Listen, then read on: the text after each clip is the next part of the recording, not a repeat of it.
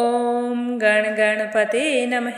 आज अपने सुनेंगे वाल्मीकि रामायण अयोध्या कांड का आगे का सरक। भगवान श्री राम का आशीर्वाद पाने के लिए इस सरक को पूरे प्रेम भाव से एकाग्रचित्त होकर सुने। बोलो गणेश भगवान की जय हो। बोलो सियावर रामचंद्र भगवान की जय हो। हनुमान जी बाबा की जय हो। श्री राम दरबार की जय हो। कथा सुनने से पहले इस चैनल को सब्सक्राइब जरूर करें। ऋषि भारद्वाज ने भारत और भारत की सेना को रोकने के लिए बहुत ही सुंदर व्यवस्था की। सब तरह के अन्न और धुले हुए स्वच्छ पात्र रखे गए। उस सुंदर भवन में कहीं बैठने के लिए सब प्रकार के आसन उपस्थित थे और कहीं सोने के लिए सुंदर सज्जाएं बिछी थी। महर्षि भारद्वाज की आज्ञा से भरत ने रत्नों से भरे हुए उस महल में प्रवेश किया। उनके साथ साथ पुरोहित जी और मंत्री जी भी उनके साथ चले गए। भवन का निर्माण कौशल देखकर उन सब लोगों को बड़ी ही प्रसन्नता हुई। उस भवन में भरत ने दिव्य राज सिंहासन, चंवर और छत्र भी देखे, जहां राजा श्री राम की भावना करके मंत्रियों के साथ उन समस्त राजभोग्य वस्तुओं की प्रदक्षिणा की।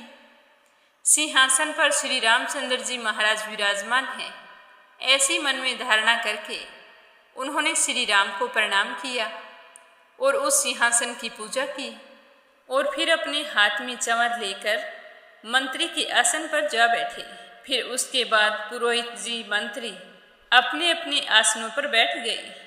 तभी वहां दो ही घड़ी में भारद्वाज मुनि की आज्ञा से भरत की सेवा में नदियां उपस्थित हुई, जिनमें कीच के स्थान पर खीर भरी थी। उन नदियों के दोनों तटों पर ब्रह्म ऋषि भारद्वाज की कृपा से दिव्य और रमणीय भवन प्रकट हो गए, जो चूने से पुते हुए बहुत ही सुंदर दिखाई दे रहे थे। उसी मुहूर्त में पिता में ब्रह्मा जी की भेजी हुई दिव्य आभूषणों से विभूषित 20,000 दिव्यांगनाएं वहां पर आ गई। इस तरह सोने, मणि, मुक्ता और मूंगों के आभूषणों से सुशोभित कुबेर की भेजी हुई 20,000 दिव्य महिलाएं भी वहां पर उपस्थित हो गई। तो यह देखकर सारे ही बड़े हैरान थे। इनके सिवा नंदनवन से 20,000 अप्सराएं भी आई। नारद, तुंबरू और गोप अपनी कांति से सूर्य के समान प्रकाशित हो रहे थे। ये तीनों गंधर्वराज भरत के सामने गीत गाने लगे। अलम्बुसा, मिश्रकेशी, पुंडरीका और वामना, ये 4 अप्सराएं भारद्वाज मुनि की आज्ञा से भरत के समीप आकर नृत्य करने लगी। जो फूल देवताओं के उद्यानों में और चेतरथ के वन में हुआ करते थे, वे महर्षि भारद्वाज के प्रताप से प्रयाग में ही दिखाई देने लगे। भारद्वाज मुनि के तेज से बेल के वृक्ष मृदंग बजाते, बहेड़े के पेड़ समय नामक ताल देते और पीपल के वृक्ष वहां नृत्य करते थे। उसके बाद देवदारू, ताल, तिलक, तमाल नामक वृक्ष कुबड़े और बोने बनकर बड़े हर्ष के साथ भरत की सेवा में उपस्थित हुए।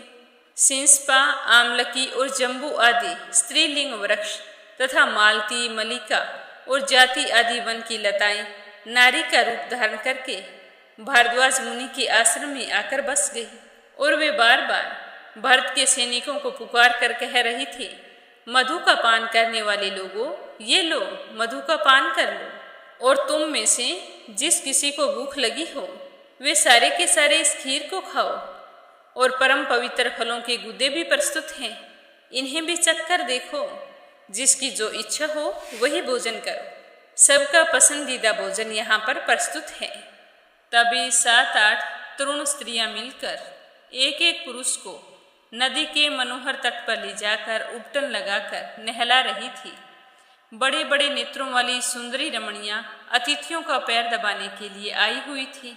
वे उनके भीगे हुए अंगों को वस्त्रों से पोंछकर शुद्ध वस्त्र धारण कराकर उन्हें स्वादिष्ट दूध पिला रही थी। उसके बाद भिन्न भिन्न वाहनों की रक्षा में नियुक्त किए हुए मनुष्यों ने हाथी, घोड़े, गधे, ऊंट और बैलों को भली भांति दाना, घास आदि का भोजन करवाया। इक्ष्वाकु कुल के श्रेष्ठ योद्धाओं की सवारी में काम आने वाले वाहनों को वे महाबली, जिन्हें महर्षि ने सेवा के लिए नियुक्त किया था, प्रेरणा दे देकर गन्ने के टुकड़े और मधु मिश्रित लाकर खिला रहे थे। इस तरह सारी सेना वहां मद परमत और आनंद मगन प्रतीत हो रही थी। संपूर्ण मनोवांछित पदार्थों से तृप्त होकर लाल चंदन से चर्चित हुए सैनिक अप्सराओं का संयोग पाकर इस तरह की बातें करने लगे कि हम अयोध्या नहीं जाएंगे, दंडकारण्य में भी नहीं जाएंगे।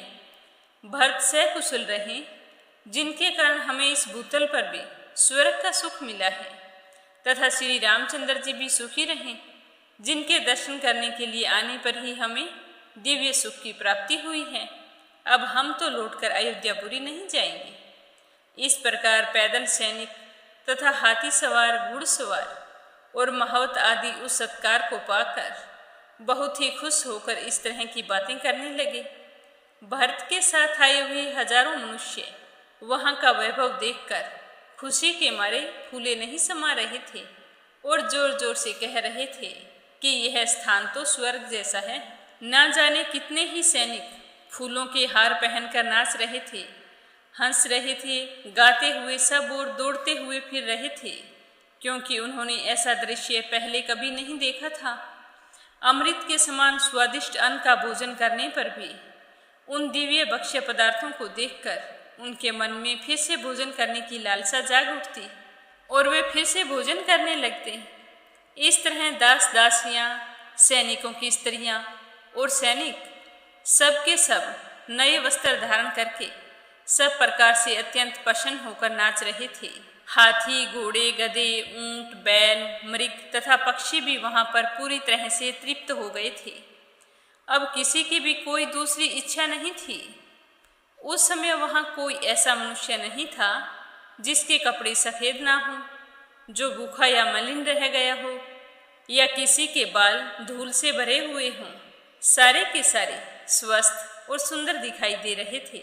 अजवाइन मिलाकर बनाए गए, वराही कंद से तैयार किए गए तथा आम आदि फलों के गर्म किए हुए रस में पकाए हुए उत्तमोत्तम व्यंजनों के संग्रहों, सुगंध युक्त रस वाली दालों तथा सफेद रंग के भातों से भरे हुए सहस्त्रों सोने आदि के पात्र वहां सब ओर रखे हुए थे, जिन्हें फूलों की ध्वजाओं से सजाया गया था। तो वह दृश्य इतना सुंदर था कि भरत के साथ आए हुए सारे लोग उन पात्रों को देखकर आश्चर्यचकित हो रहे थे, क्योंकि उन्होंने तो ऐसी कभी कल्पना भी नहीं की थी। वे सारे के सारे बार बार एक ही बात कह रहे थे कि यहाँ आकर हम तो धन्य हो गए, और यह सब कुछ भरत और श्री राम की वजह से हुआ है, जो हमने जीते जी स्वर्ग के दर्शन किए हैं। इससे आगे सुनेंगे अपने कल के सरग में। बोलो सियावर रामचंद्र भगवान की जय हो।